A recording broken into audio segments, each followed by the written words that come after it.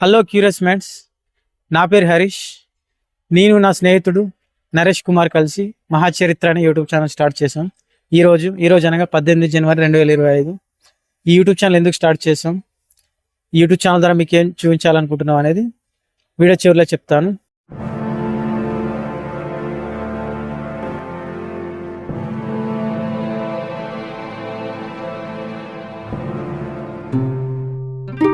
మనం గుడికి వెళ్ళే మార్గంలో మెట్ల పక్కన కుడివైపున క్షేత్రపాలకునిగా భక్తాంజనేయుడు దర్శనమిస్తున్నాడు.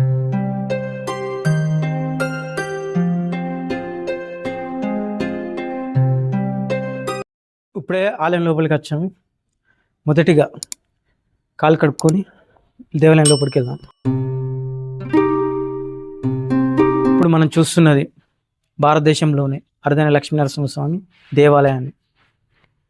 విష్ణు అవతారాలలో 4వ అవతారమైన లక్ష్మీనరసింహస్వామిని చూడబోతున్నాం.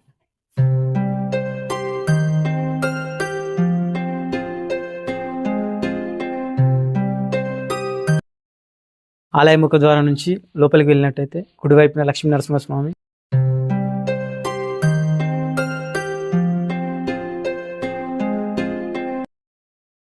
ఉపసన్నిధిలో శ్రీ సీతారామస్వామి నెలకొని ఉన్నాడు.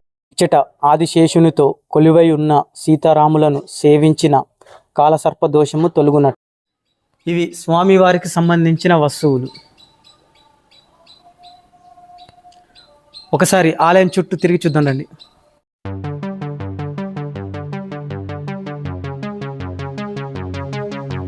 గుడి పక్కనే పెద్ద రాతి కొండ ఉంది.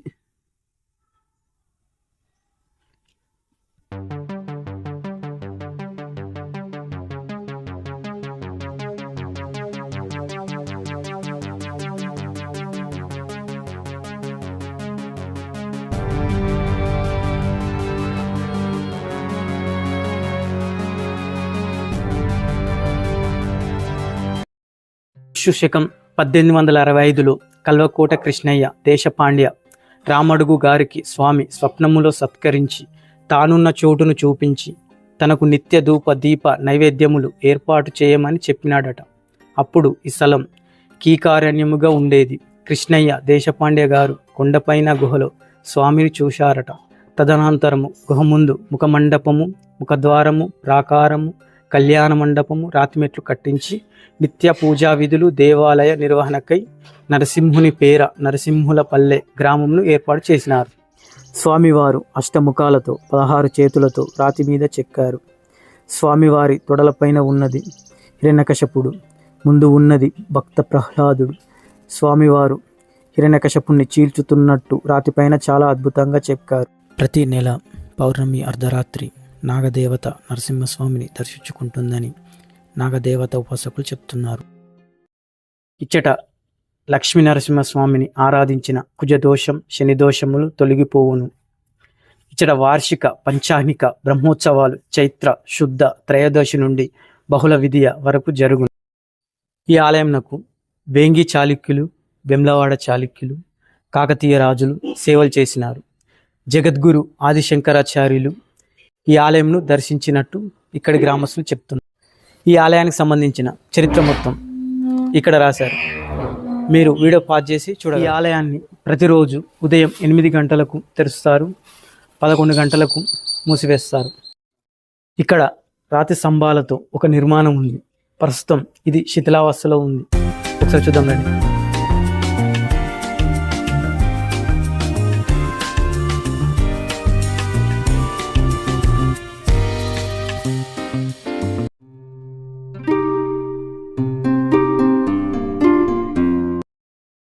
ఆలయానికి వెళ్ళే మార్గంలో కుడి పక్కన బౌద్ధ మతానికి సంబంధించిన బౌద్ధుని విగ్రహం, జైన మతానికి సంబంధించిన 24 మంది తీర్థంకరులలో 23వ వాడైన పార్శ్వనాథుని విగ్రహం కలదు.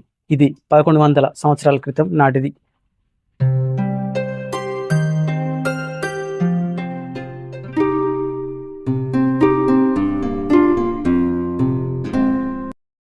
ఇప్పుడు మనం చూడబోతున్నది అన్నపూర్ణ విశ్వనాథ ఆలయాలు. ఈ ఆలయం శ్రీ లక్ష్మీ నరసింహస్వామి ఆలయానికి కొద్ది దూరంలో ఉన్నది.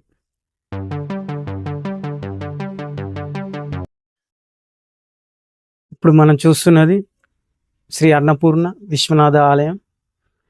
మనం వచ్చేసరికి ఆలయం మూసివేశారు.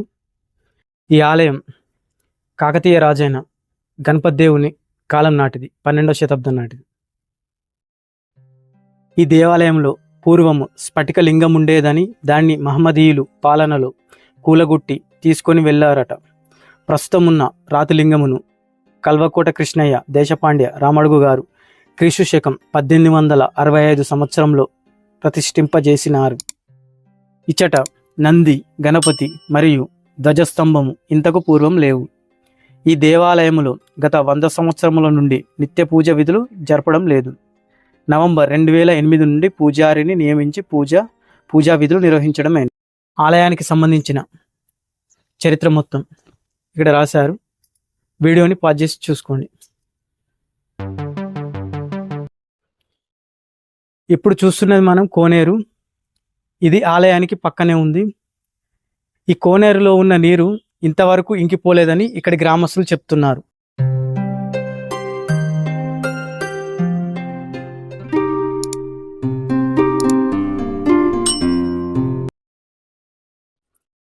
ఇదే వీరభద్రస్వామి టెంపుల్. ఈ ఆలయాన్ని ఇక్కడ గ్రామస్తులు పునర్నిర్మించారు. ఇదే వీరభద్రస్వామి గుడి, కాకపోతే టైం అయిపోవడం వల్ల మూసివేయడం జరిగింది. ఇక్కడ శివలింగం, ఎదురుగా నందీశ్వరుడు ఉన్నాడు చూడండి. ఇప్పుడు మనం చూస్తున్న శివాలయం లోపల ఎలా ఉందో చూద్దానండి.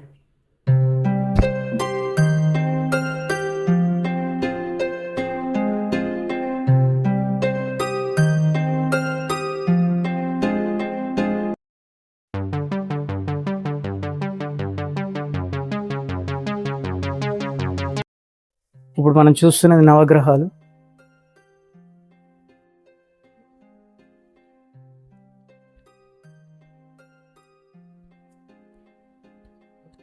ఇక్కడ హనుమాన్ టెంపుల్ ఉంది. ఇక్కడ వీరభద్రస్వామి గుడిలో 17 జనవరి 2025 రోజున పొద్దున అగ్నిగుండాలు, శివపార్వతుల కళ్యాణం, ఆ తర్వాత ఎడ్ల పందాలు నిర్వహించారు. ఆ వీడియో తీసాం చూడండి.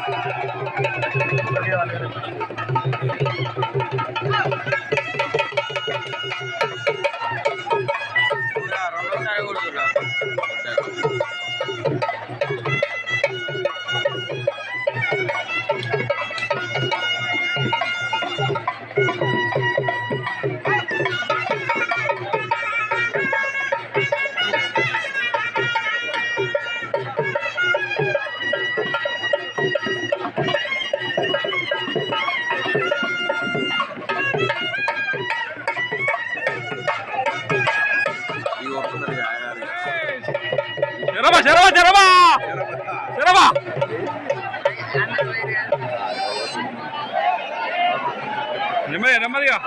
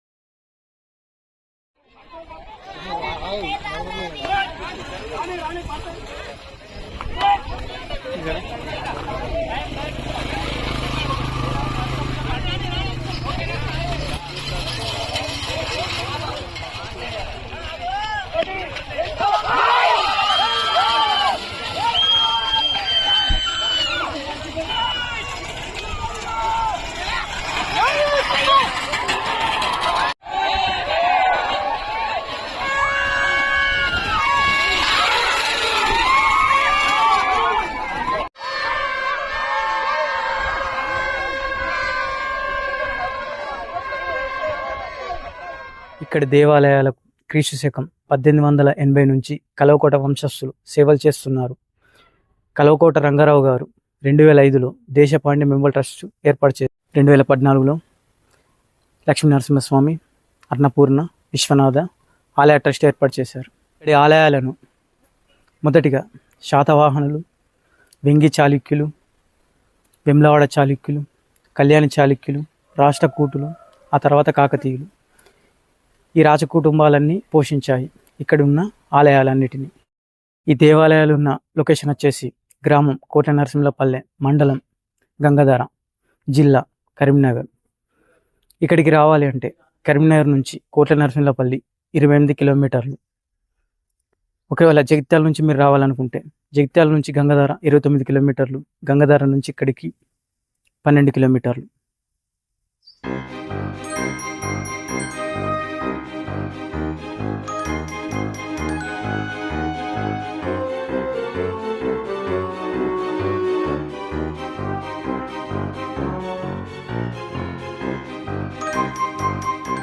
హలో క్యూరియస్ మైండ్స్, నా పేరు హరీష్. ఇతను నా ఫ్రెండ్ నరేష్ కుమార్. ఇతడే వీడియో తీశాడు. నేను పీజీ ఎంకాన్ చేశాను, ఇతడు పీజీ ఎంఎస్సి చేశాడు. మేము 2021లో గ్రూప్స్కి ప్రిపేర్ అయ్యాము. అప్పుడు తెలంగాణ హిస్టరీ, ఇండియన్ హిస్టరీ చదివినప్పుడు హిస్టరీకి సంబంధించిన కోటలు కానీ, కట్టడాలు కానీ, టెంపుల్స్ కానీ చూడాలని అప్పుడు ఆసక్తి పెరిగింది. ఆ తర్వాత ఫైనాన్షియల్ ప్రాబ్లమ్స్ వల్ల మేము ప్రిపేర్గా అవ్వలేకపోయాము. అప్పటి నుంచి ఆ ఆసక్తి అలానే మిగిలింది. ఎప్పటికైనా హిస్టరీకి సంబంధించిన కట్టడాలు కానీ, టెంపుల్స్ కానీ, కోటలు కానీ చూడాలి అనుకున్నాము. ఒక 2 months బ్యాక్ ఇతర డిస్కషన్ జరిగినప్పుడు మనం చూసేదే కాకుండా మిగతా వాళ్ళకు కూడా చూపిస్తే ఎలా ఉంటుందని ఐడియా వచ్చింది. అలా వచ్చే ఈ మహాచరిత్ర అని యూట్యూబ్ ఛానల్ స్టార్ట్ చేశాము. మా కంటెంట్ నచ్చినట్టయితే మీకు మా యొక్క ఛానల్ని సబ్స్క్రైబ్ చేసుకోండి, పక్కన ఉన్న బెల్ ఐకాన్ క్లిక్ చేయండి, లైక్ చేయండి, షేర్ చేయండి మీ ఫ్రెండ్స్ అందరికి. Hello curious minds, my good name is Naresh. మా ఛానల్ వచ్చేసి మహాచరిత్ర యూట్యూబ్ ఛానల్. మేము ఏన్షియంట్కి సంబంధించిన హిస్టారికల్ ప్లేసెస్ అండ్ టెంపుల్స్ పైన వీడియోస్ చేయాలనుకుంటున్నాం. సో మా ఛానల్ని సపోర్ట్ చేయండి, మీ ఫ్రెండ్స్కు షేర్ చేయండి.